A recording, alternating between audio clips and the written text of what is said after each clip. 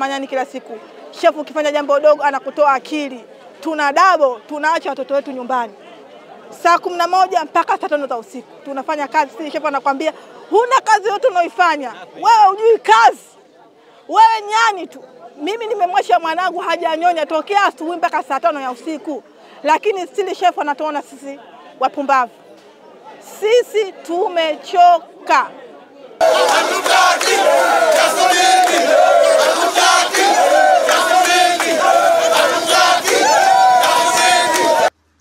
Kali ya wiki hii.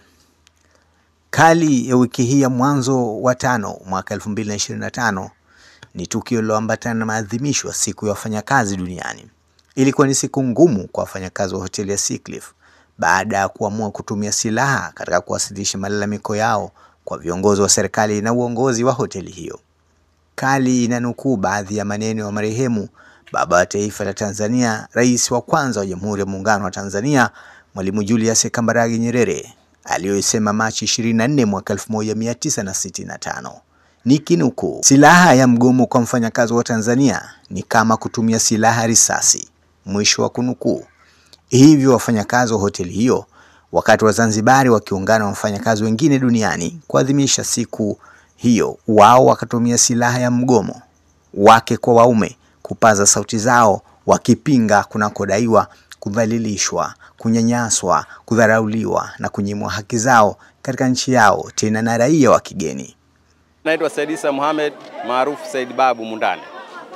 Tatizo lilokuwa kubwa ni unyanyasaji wa kijinsia, hasa kwa sisi watu weusi ambao tunafanya kazi hapa Seacliff. Tuna miaka 10 tuko hapa, watu na miaka 8 wako hapa, lakini nafika pahali anatokezea mtu mmoja kwa sababu wa kigeni anakuja kuanzisha vurugu. Kwa mfano, kuna mwenzetu mmoja hapo ana bango, juzi kaenda kutafuta mkopo, mke wake anaumwa. Yuko hospitali, ambaye ndio huyu mzee hapa. Yuko hospitali, mke wake kanyimwa, ananilia pesa ya mkopo mpaka mke wake kafariki juzi.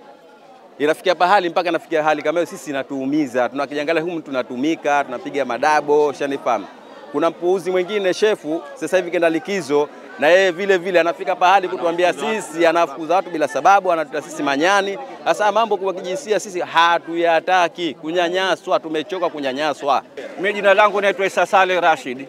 Nimejenga hoteli ya Seacliff kutoka 2007 mpaka hii leo nimo katika hoteli hii. Nimetaka mkopo kuhusu mke wangu, nimeambiwa sipewi. Sina kosa lolote mpaka akafikia juzi hatima Mwenyezi Mungu kamchukua.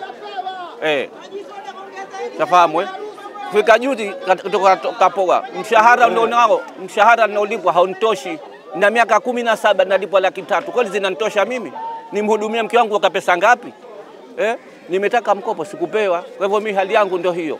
Kwa hivyo na jambo jingine tunanyanyaswa, tunaitwa makima, sisi tuliojenga hoteli hii. Hatuonekana matahira, kweli tahira. Kwa sababu katoka kwao kaja hapa nafanya kazi achukua milioni 20. Tahira kweli mimi? Lazima niwe tahira kweli nachukua 300,000. Kwa hivyo tuonekane. Ombi langu kwa serikali tuonekane tulioifanyia kazi hii hoteli kwanza. Angalau tuongezwe mshahara. Ndio tunaloliomba. 300,000 hazitufanyi, tumekufa kwa hoteli hii. Leo anakuja wenzetu wananemeka na wananepa mataka, wanafanya kila kitu. Sisi hatuna kitu. Kwa hivyo tunaomba. Kwa jina naitwa Mahmud Ismaili, ni mfanyakazi wa Seacliff. Na mimi nipo katika watu wahanga waliofukuzwa kazi na shefu mpya ambaye alikuja juzi. Shefu mpya amekuja juzi, ana miezi 6 toka kaja. Lakini cha kushangaza, tumefanya kazi kwa muda mrefu tukiwa tunaongoza hoteli na wageni wakila vizuri na kufurahia chakula chetu. Pa kushangaza kikubwa, baada ya kufika yeye kaanza sheria zake mpya, kwanza kwa kutukashifu maneno machafu. Sisi nyani, hatujui kazi, hatujui kushika visu, watuna akili. Sisi kuna watu wana miaka zaidi ya 10 mundani. Hivyo visu ambavyo hawajui kuvishika ndio wanavyovitumia, na hivyo ndio vinawafarisha wageni katika kula chakula na kinapendeza. Lakini toka kafika yeye hakuna chakula kinachofurahisha mundani. Hao ambao wanaambia hawana akili, hawajui kufanya kazi, sijui machizi, manyani, ndio wanaofanya hoteli ishike namba 1 kila siku. Umeona? Stili bado anaendelea kutunyanyasa. Katufanyia manyanyaso, kila mfanyakazi ambaye anaweza kwenda kuongea mbele ya uongozi, mkataba ukifika anamfukuza. Mimi ikiwa mmoja wapo, na sasa hivi nishasainishwa kuondoka na mkataba wangu umeisha. Sasa haya manyanyaso tumeyachoka, tunaomba serikali tusaidie na viongozi. Tunapeleka taarifa kwa mashea wote, lakini mwisho wa siku mambo hayatekelezwi, yanaishia chini chini, maisha yanaenda, watu wanaasilika. Kama hivyo mwenzetu hapa leo kafiwa na mkewe, mtu ana miaka zaidi ya 10 kwenye hoteli, kumpa hata $100,000 tena kwa mkopo, sio kumpa kwa mkopo, ameshindikana mpaka mkewe amefariki. Tumemzika juzi tu. Kwa hiyo inatuuma. Mimi sio naongea kwa sababu na uchungu wa kufukuzwa, hapana. Naweza kufanya kazi sehemu yoyote. Naweza nikatoka hapa nikapata kazi sehemu nyingine, ila wenzetu waliobaki wapewe haki zao. Sio lazima naongea hapa kwa sababu nimefukuzwa, hapana. Na kosa nilofukuziwa silijui. Kikazi, sheria ukitaka kufukuzwa kazi lazima ufanye makosa zaidi ya mara 3. Upewe warning 3. Mimi sijawahi kupewa warning 3. Hapa nikihesabu warning moja ilikuwa ya uchochezi ambayo nimepewa sijui sababu yake. Wenzangu walifanya makosa nikaja nikaunganishwa. Ya pili na ikubali nilikosea kama binadamu, niliteleza. Ya 3 sijawahi kupewa, lakini nimepewa mkataba wangu umeisha, nimefukuzwa kazi na bila kujitetea wala kikao cha aina yoyote. Kwa hiyo wafanyakazi wa Seacliff hatuna haki, tunanyanyasika. Tunaomba serikali yetu itusikilize. Mzee Rais Mwinyi na watendaji wake wote waliangalie kwa makini, ile jambo ni kubwa. Na pamoja na mama Kizimkazi pia na yeye aje atuangalie kwa undani katika hili. Tunanyanyasika, mshahara mdogo, maisha magumu, gharama za maisha zimepanda, sisi hatuongezewi, tuko vile vile. Service charge ambayo ni haki zetu hazitolewi. Bonus ationgelei sana kwa sababu hiyo ni jukumu la mwenye kazi.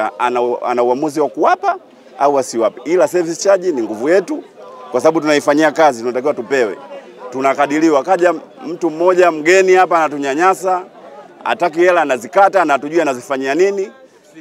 Anaitwa FC wetu. Jina lake nani hivi? Jasudini. Huyo ndo hatutaki kumsikia. Hapa tulipo hapa. Mkusanyiko huu tunachohitaji. Tukimaliza hapa sisi ili tuweze kuingia kazini, atoke yeye si tuingie, au abaki yeye si tuondoke zetu. Ndio msimamo wetu.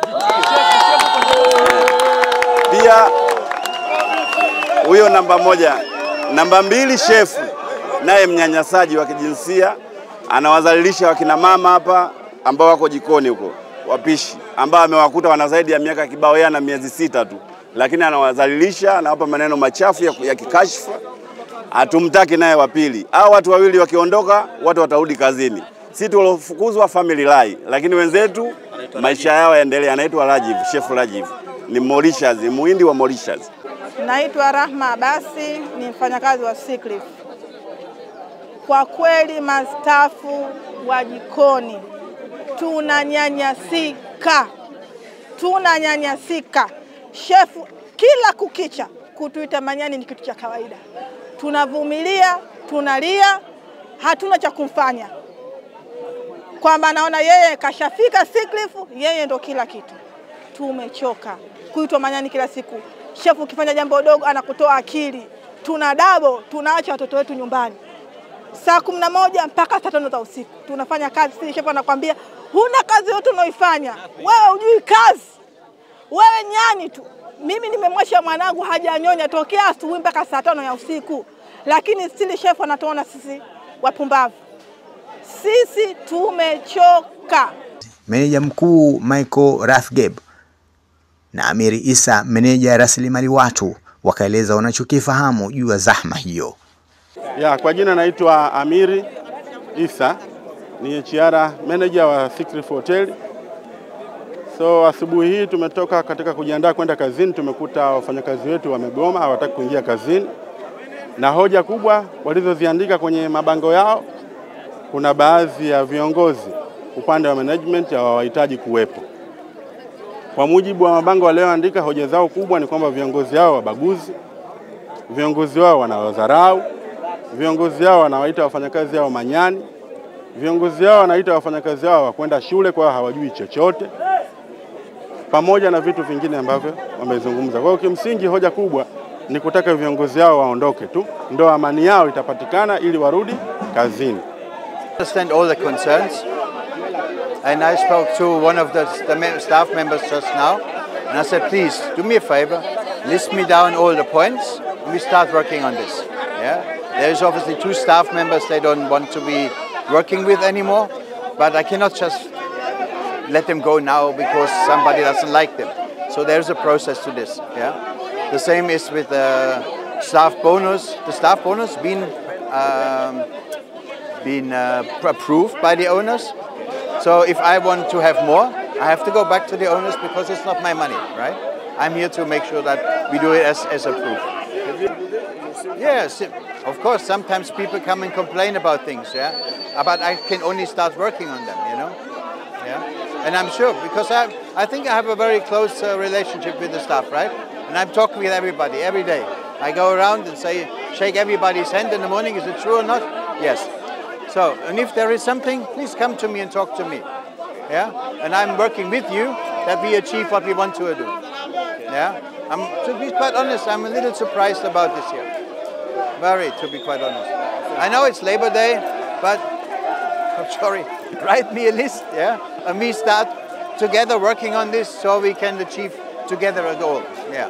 And I'm happy to do that. Ramadhan Seif Breki ni mjumbe wa kamati ya ulinzi na usalama ngazi ya shehia. Alikuwepo katika jambo hilo.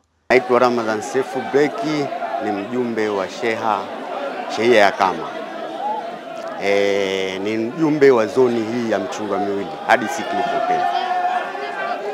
Mimi niseme tu kwa kweli wafanyakazi wa Siklifu, hichi ni kilio chao cha muda mrefu, na kama serikali ya shehia tumeshawahi kuja hapa shehia mbili inayozunguka hoteli, shehia ya Kama na shehia ya Kiomba Mvua.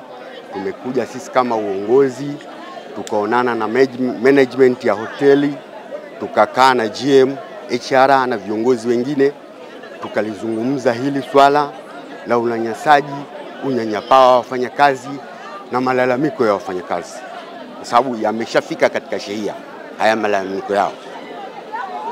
Na tulivyozungumza na muhusika anolalamikiwa alikuwepo katika kikao hicho. Baadaye mwisho tulimtoa nje ya kikao, tukafanya maamuzi ya kikao kwa maandishi kwa shehia mbili kwamba mtu wa namna hii hatakiwi katika shehia mpaka serikali yetu haimtaki. Hatupendi mtu wa kudhalilisha watu akatuharibia sifa za hoteli. Hii hoteli ina sifa nzuri, asije akaja mtu mmoja tu akaharibu sifa za hoteli. Hii hoteli inatoa huduma kwa jamii, inawasaidia watu hapa. Kwa hiyo moja kwa moja tulitoa maamuzi, ni mtu ahamishwe kituo cha kazi. Ahamishwe hapa kituo cha kazi, apelekwe sehemu nyingine, aletwe mtu mwingine. Lakini hatujaona kitu chochote kilichofanyika, na wizara husika ipo ya mambo haya. Sisi kama shehia tumefanya hivyo. Leo kwa wafanyakazi ni siku yao muafaka, kwa sababu ni siku ya wafanyakazi. Kwa hiyo wana haki ya kulalamika na wasikilizwe na wizara husika. Hii taarifa ipo kwa mkuu wa wilaya. Sheha lazima anapokuja kupata taarifa zote hizi, mwisho anazituma kwa mkuu wa wilaya. Hizi taarifa zipo na mkuu wa wilaya anajua hili kwamba pana utata hapa, kuna mtu hapa ananyanyasa wafanyakazi. Siku ya wafanyakazi duniani hukumbukwa kila ifikapo Mei Mosi, ikiwa ni kumbukizi ya mwaka 1886 ambapo wafanyakazi walidai haki zao kufuatia madhila, unyanyasaji uliofanyika nchini Marekani. Mtazamaji, hii ndio Kali ya wiki hii iliyoangazia salamu za siku ya wafanyakazi duniani kwa wafanyakazi wa hoteli ya Siklifu iliyopo shehia Kama na Kiomba Mvua, nje kidogo ya jiji la Zanzibar.